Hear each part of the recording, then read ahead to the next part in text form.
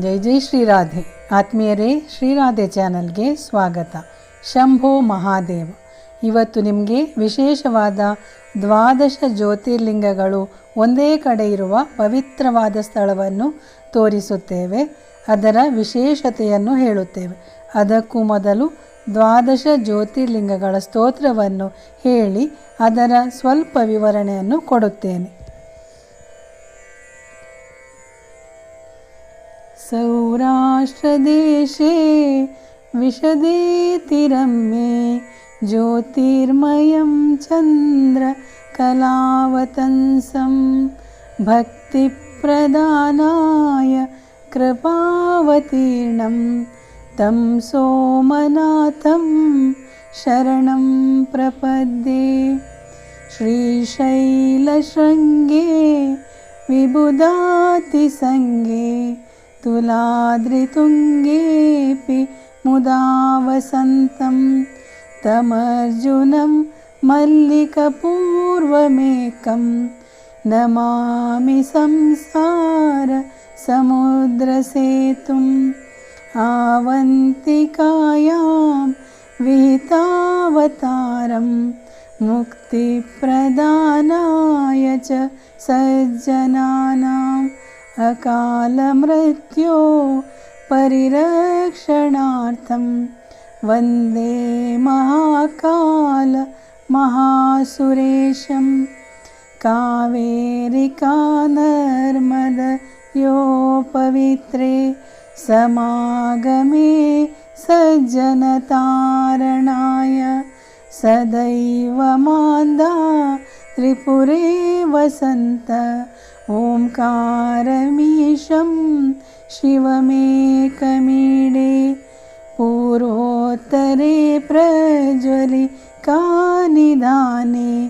ಸದಾ ವಸಂತಂ ಗಿರಿಜಾಸಮೇತಂ ಸುರಾಸುರಾರಾಧಿತ ಪಾದಪದ್ಮಂ ಶ್ರೀವೈಜನಾಥಂ ತಮಹಂ ನಮಾಮಿ.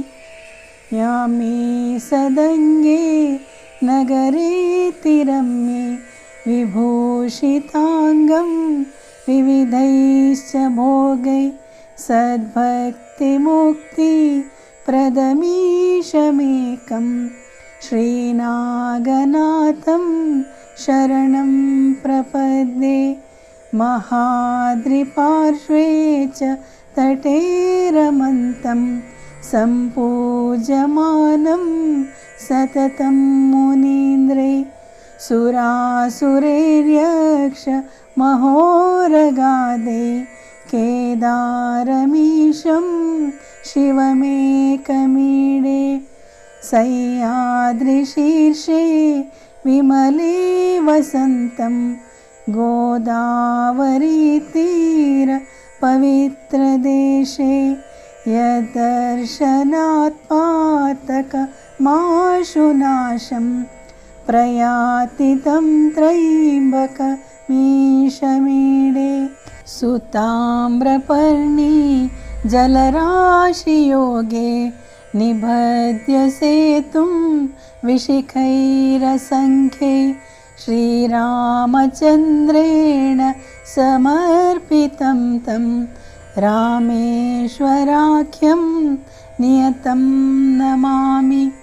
ಯಂ ಡಾಕಿನಿ ಶಾಕಿನಿಕಾ ಸಮಾಜ ನಿಷೇವ್ಯಮಾಣಂ ಪಿಶಿತಾಶನೈಶ್ಚ ಸದೈವ ಭೀಮಾದಿ ಪದಪ್ರಸಿದ್ಧಂ तं ಶಂಕರಂ ಭಕ್ತಹಿತಂ ನಮಾಮಿ. ಸಾನಂದಮಾನಂದವನೇ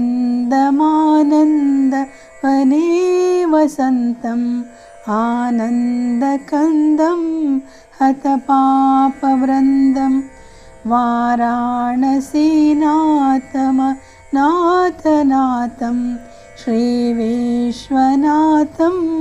ಶರಣಂ ಪ್ರಪದ್ಯೆ.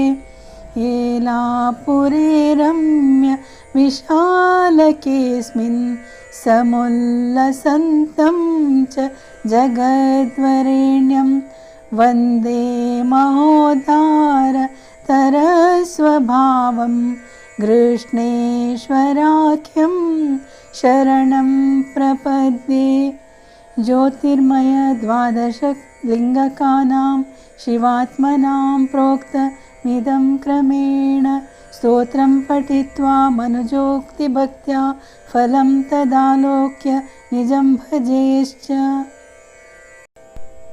श्रीद्वादश ज्योतिर्लिंगस्तोत्रं ಸಂಪೂರ್ಣಂ.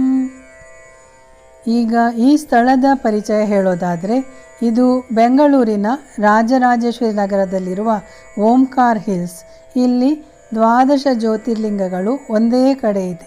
ಜ್ಯೋತಿರ್ಲಿಂಗಗಳು ಒಟ್ಟಿಗೆ ಬೆಂಗಳೂರಲ್ಲೇ ಬೇರೆ ಕಡೆ ಇವೆ, ಆದರೆ ಇಲ್ಲಿ ಪ್ರತಿಯೊಂದು ಜ್ಯೋತಿರ್ಲಿಂಗಕ್ಕೂ ಪ್ರತ್ಯೇಕ ಗುಡಿಗಳು, ಅದೆಲ್ಲ ಒಂದು ದೊಡ್ಡ ದೇವಾಲಯದಲ್ಲಿದೆ.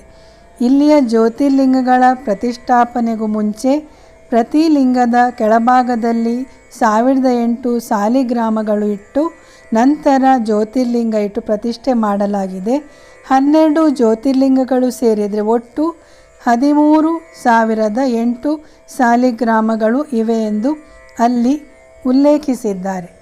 ಒಳಗಡೆ ಯಾವುದೇ ಫೋಟೋ ವಿಡಿಯೋ ತೆಗೆಯಬಾರದೆಂಬುದರಿಂದ ನಾವು ನಿಮಗೆ ಒಳಭಾಗವನ್ನು ತೋರಿಸೋದಕ್ಕೆ ಸಾಧ್ಯವಾಗಲಿಲ್ಲ, ಕ್ಷಮಿಸಿ. ಆದರೆ ಅಲ್ಲಿನ ವಿಶೇಷತೆ ಹೀಗಿದೆ: ಮಧ್ಯಭಾಗದಲ್ಲಿ ಓಂಕಾರೇಶ್ವರ, ನಂತರ ಸುತ್ತಲೂ ಉಳಿದ ಜ್ಯೋತಿರ್ಲಿಂಗಗಳು. ಪ್ರಧಾನವಾಗಿ ಓಂಕಾರೇಶ್ವರನಿಗೆ ಪೂಜೆ ನಿರಂತರ ನಡೆಯುತ್ತಾ ಇರುತ್ತದೆ. ಸೇವಾ ವಿವರಗಳು ಹೀಗಿವೆ ನೋಡಿ. ಆಯಾ ಸಮಯಕ್ಕೆ ಆಯಾ ಸೇವೆ, ಅಂದರೆ ಅಮಾವಾಸ್ಯೆಗೆ ವೈದ್ಯನಾಥೇಶ್ವರನಿಗೆ ಅಭಿಷೇಕ, ಇದರಿಂದ ಆರೋಗ್ಯ ಉತ್ತಮಗೊಳ್ಳುತ್ತದೆ.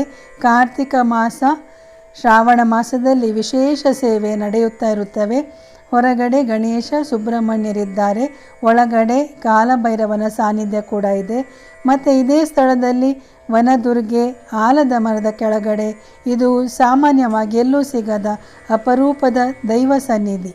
ಮತ್ತು ಅದರ ಸುತ್ತಲೂ ಹಲವಾರು ಧರ್ಮದ ಆಚಾರ್ಯರು, ಗುರುಗಳ ಮೂರ್ತಿಗಳು.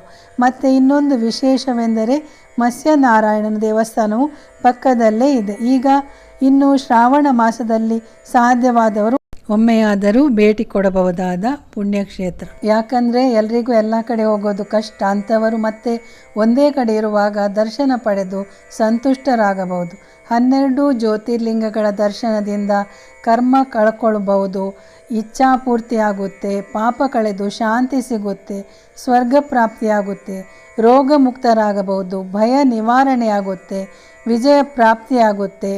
12 ಜ್ಯೋತಿರ್ಲಿಂಗಗಳ ಹೆಸರು ಸ್ಮರಿಸಿದ್ರೂ ಸಾಕು. ಅಷ್ಟಲ್ಲದೆ ನಾನು ಇಲ್ಲಿ ಸ್ತೋತ್ರ ಪಠಿಸಿದ್ದೇನೆ, ಕೇಳಿದ್ರೂ ಎಷ್ಟೋ ಪುಣ್ಯ. ನೋಡಿದ್ರಲ್ಲ, ಕೇಳಿದ್ರಲ್ಲ, ಇನ್ಯಾಕೆ ತಡ? ಸಬ್ಸ್ಕ್ರೈಬ್ ಮಾಡಿದವರು ಸಬ್ಸ್ಕ್ರೈಬ್ ಮಾಡಿ, ನಿಮ್ಮ ಇಷ್ಟ ಮಿತ್ರರೊಂದಿಗೆ ಶೇರ್ ಮಾಡಿ, ಒಂದು ಲೈಕ್ ಅಂತೂ ಕೊಡಲು ಮರೆಯದಿರಿ. ಧನ್ಯವಾದಗಳು, ನಮಸ್ಕಾರಗಳು. ಹರ ಹರ ಮಹಾದೇವ. ರಾಧೇ ರಾಧೆ. ಹರೇ ಕೃಷ್ಣ. ಸ್ನೇಹಿತರೆ, ನೋಡಿದ್ರಲ್ವಾ, ಕೇಳಿದ್ರಲ್ವಾ? ಇಂಥ ವಿಶೇಷ ಮಾಹಿತಿಗಾಗಿ ನಮ್ಮ ಚಾನಲ್ ನೋಡ್ತಾ ಇರಿ. ನೋಡಿದ ಎಲ್ಲ ವೀಕ್ಷಕರಿಗೆ ಒಳ್ಳೆಯದಾಗಲಿ. ನಮಸ್ಕಾರ, ಧನ್ಯವಾದಗಳು.